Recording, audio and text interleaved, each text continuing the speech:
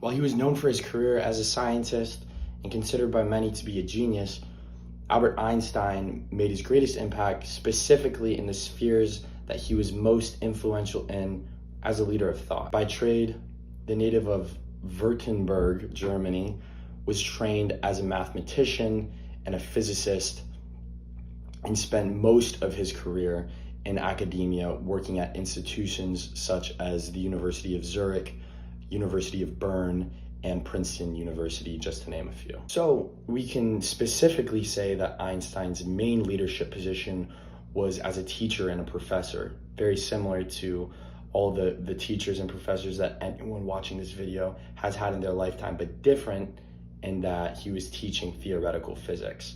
However, there has been some speculation on how good of a professor Einstein was, and thus we can see and hear the basis of his leadership ability. In his book about the German genius, Walter Isaacson describes Einstein as, quote, a total rogue in his personal life, that he wasn't just some strange genius from another planet, but simply he was just a human.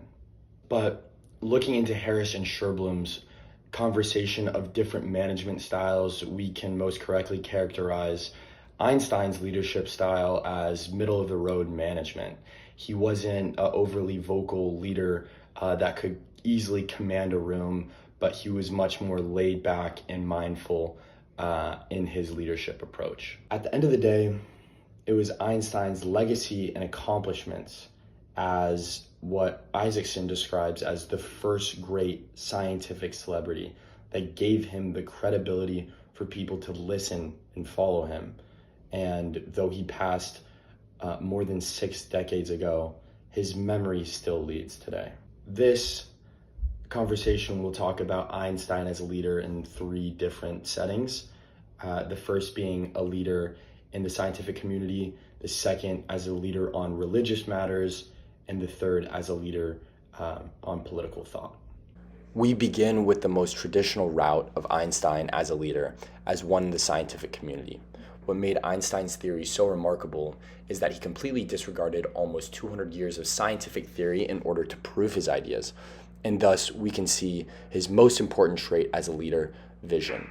Harris and Scherblum label vision as one of 3 main characteristics of a leader, and Einstein, maybe more than anyone in the history of the world, had a vision that was so unique it revolutionized how every physicist thought about gravity. Such an ability came out of the genius's rebellious nature, which was clear even when he was a young boy. Isaacson writes about such a rebellious nature, saying, quote, he was a runaway. He always got in trouble with his teachers, fell in love with this wonderful physics student. They had a child before they were married.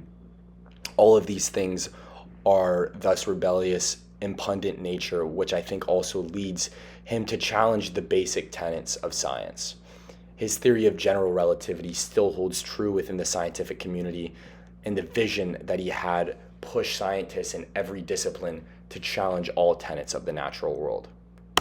Within the religious community, he was almost more outspoken than he was in the scientific community. Following the rise of the Nazi regime in Germany in the 1930s, Einstein turned in his passport, renounced his citizenship, and boarded a ship to the United States, where he would spend the rest of his life.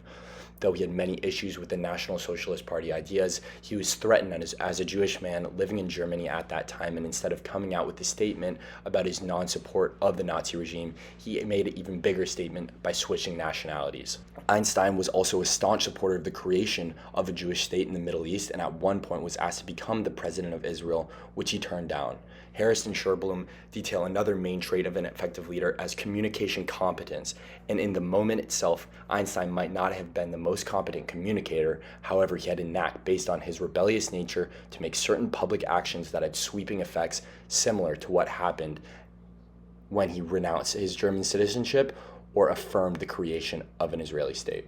Einstein was outspoken on a multitude of political topics, specifically the advancement of the Nazi regime in Western Europe and the creation of and use of weapons of mass destruction. His mathematical achievements made the creation of the atom bomb possible, and he had a close relationship with Oppenheimer himself, as was detailed in Christopher Nolan's 2023 epic. Following the use of the bombs on Hiroshima and Nagasaki, Einstein made the argument that such a weapon should only be controlled by a world government rather than a specific country or even the United Nations. The splitting of the atom, he said, has caused us to drift toward an unparalleled catastrophe. When speaking on the rise of the Nazis in a non-religious light, Einstein spoke on the economic conditions that made Hitler's rise possible, saying, quote, "I do not enjoy Hitler's acquaintance. He is living on the empty stomach of Germany. As soon as the economic conditions improve, he will no longer be important." However, he was able to act this way due to one main tenet. Because of his prowess in the scientific community and his label as a genius, Einstein carried around a tremendous amount of credibility in all aspects of his life, which just happens to be the third trait that Harris and Sherblum label as the most important of an effective leader. Like we mentioned, Einstein was a leader of thought. He was one of the most quoted individuals to ever live and serves as a person that all individuals can look up to and relate to. He is first and foremost a leader as technician and never truly acted in any traditional leadership tasks as were identified in our book, like managing conflict or facilitating meetings. But his rebellious nature combined with his sharp mind created a unique leadership style that tackled some of the most difficult issues in our world's history. He might not have been taught leadership skills by Professor Hollingshead, but he pushed our world to be the best that it could be, and nothing else.